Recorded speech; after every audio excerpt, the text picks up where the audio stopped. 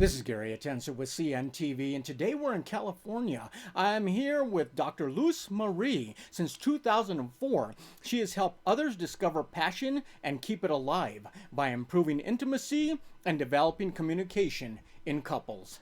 I'm joined here with the psychologist, coach, and speaker. Dr. Luz, thanks so much for joining us here today. Thank you, Gary. Thank you so much for allowing me to share this space with you and those listeners. So I'm excited to be here. Excellent. I'm going to start off a little bit about yourself. You were formerly educated at both San Diego State University and San Diego University for Integrative Studies. You have worked in private practice and also taught at Grossman College for nearly a decade. You're the founder of the nonprofit Latinas with Purpose. Share with me how this passion for sharing your wisdom on the subject of sexuality within relationships began for you.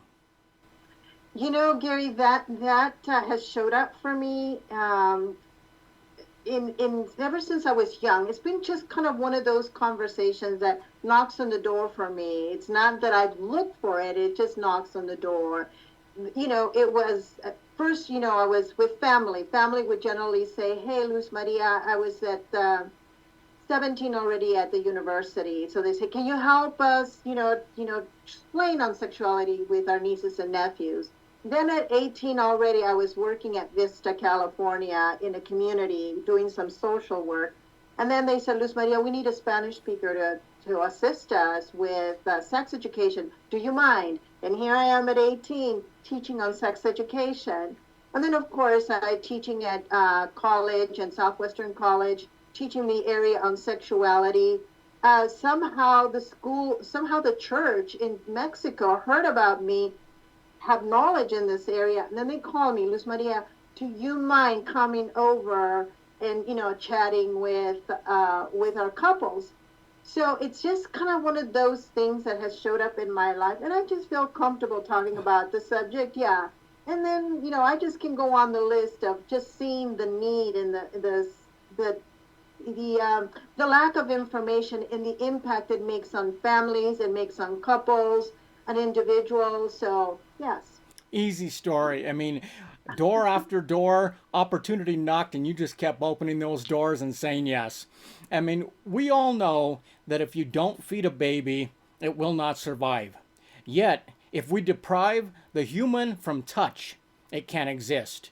The need for intimacy in all stages of our lives, would you say, is many times, sometimes downplayed a little bit? It is so downplayed. And I can actually give you a little example for myself, my own personal life. I have a son who is deaf and blind. And having a son who's deaf and blind and knowing the importance of touch develops our nervous systems in our brain and our bodies. Touch allows us to feel connected. It's an amazing neural network that we have that needs to have in order to flourish, in order for us to be really well connected, and to allow a lot of these neurotransmitters through touch to flush into our system. So having a son who is deaf and blind got me also to be really concerned. So from my own perspective, just being a mother, one of my biggest things, will somebody love my son enough to where they want to love him and hug him and connect with him as he becomes an adult? So yes, that's beautiful. I do know the importance of it. Yeah. That is a beautiful story. I mean, with a master's in psychology and a PhD in clinical psychology, you know really the ins and outs, the ups and downs of relationships. Do most all of us experience this ebb and flow, and is it more common than people may think? It is very common. We all experience it. There's just our biology. Once we hit our adolescence, just everything just starts going and opening up and just being presented. And then what that ebb and flow kind of happens, it's a combination of what's in our environment, in our culture, in our religion, as well as what's happening within our own biology. So if for a lot of women, we have a lot of lows, but it has a lot to do because our culture, religion, it's a no, you can't do this. Yet on the other side, for a lot of abuse, When you have the attachments that are more anxious, you have young women, I'm seeing this, that they want to have the connection with someone. So the boyfriend asks something because they don't may not want to have sex, or they may not want to be intimate, but because of their anxiety attachment style and want to be pleased, they learn to go and, yes, in order to be like, please, pay attention to me, pay attention to me. And that becomes also a source of us connecting. Interesting. I mean, there's many taboos out there. Education is so vital, especially for our young kids today. You have an impressive wealth of knowledge on the subject of sexuality within relationships. With your coaching, can any one of us actually improve our intimacy, even if maybe we feel it's hopeless? Yes, you can. Let me give you an example of that, how hopeless some couples show up. Someone with diabetes and some have heart problems where not even any type of medication can really assist a male to be able to have an erection. So what that does for the couples, they feel once that is gone, sexuality is gone, like it's out the door. And it's because we put all our emphasis and all our belief that that's what sex is just about. So what I do is I redefine what sexually is for couples. It opens the door, and generally what ends up happening is that individual that is going through these medical conditions can become the best lover he's ever been. So yes, we Wow. can, That's because very now you. that's very empowering for people out there that are experiencing such issues. I mean, like in many areas of life, communication can be a barrier. Has developing communication in couples been vital to the great results that you've been able to achieve for folks? Yes, totally. I mean, without communication, it's impossible. And the key part of communication is really in the listening. It's much more, it's not some, it's about what I say and to make sure that I know what I want. And if I know what I want and I know what matters to me, then I can communicate. But another part is, can we really listen to our partners? And that's a key element. Interesting. I mean, let's face it, many things affect our sexual desire. Do our emotions and even body shame sometimes hinder us? And what techniques do you use in your coaching to help folks kind of go through that? Okay, there's lots of techniques that are out there. It's really connected to the particular client and Yep. to the couple. It's always going to be different. So one of the things I do is I give homework assignments. So whatever the couple may need. So if there's, let's say, a low desire, then I try different erotic imprints that we have as humans. So I give them homework assignments. Is it more, if this woman is more of in the sensorial, so then I try and give them homework assignments for them to discover, would that be, are they more into energetic, one that like prefers the yearning, the longing, the space, the hesitation, So it's giving them homeworks to try to identify what it is. And also there's a biology in it too. So we go through a lot of sex education and biology to help them understand that a lot of it has to do with how a nervous system, it's either a go or a stop, and just understand how that works. Interesting. I mean, your specialty is obviously working with couples, yet your wisdom can benefit entire families. You have had unique challenges, like you said, with your own family. How does this experience maybe kind of give you possibly a unique advantage for working with families, would you say?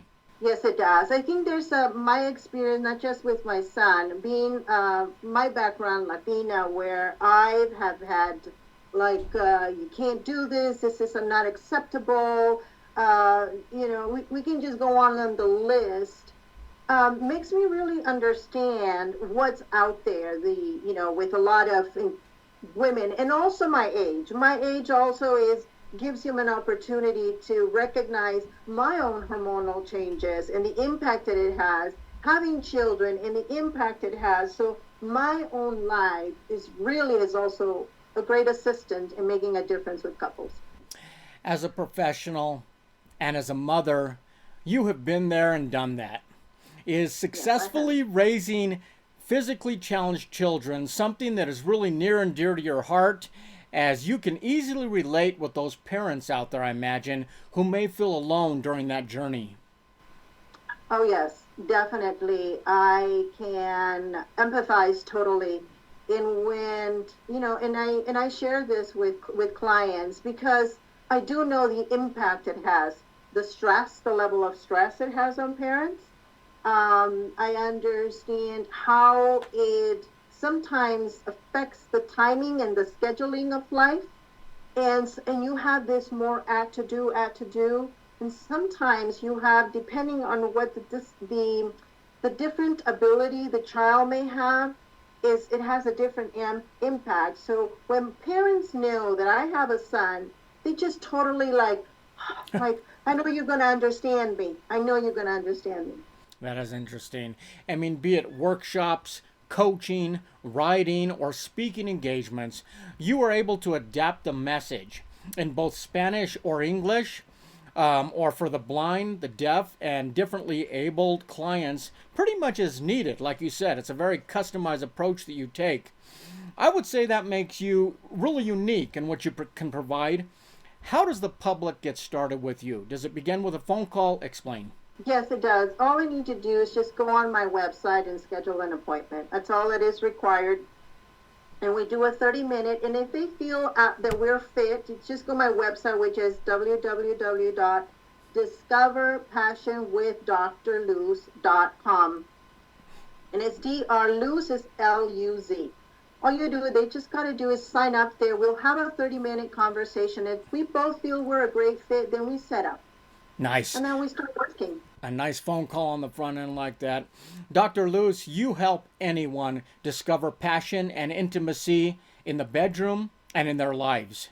But it was really the realization of a need for this conversation, that there was little display of touch and love from others to people who are differently able.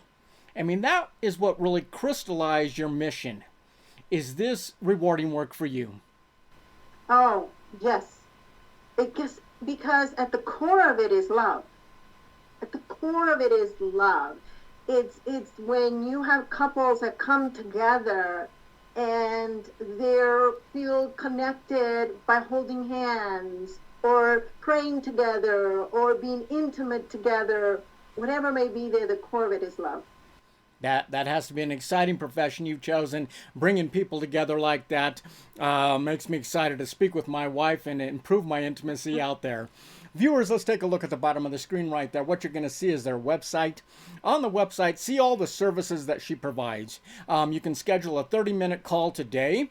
You can follow her on social media where speaking engagements, she can let you know where she's going to be here in the States or abroad.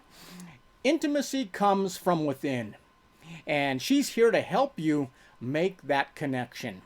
Once again, that is Discover Passion with Dr. Luz Maria. Let's get intimate. This is Gary Atencio with CNTV, and if you don't know, now you know.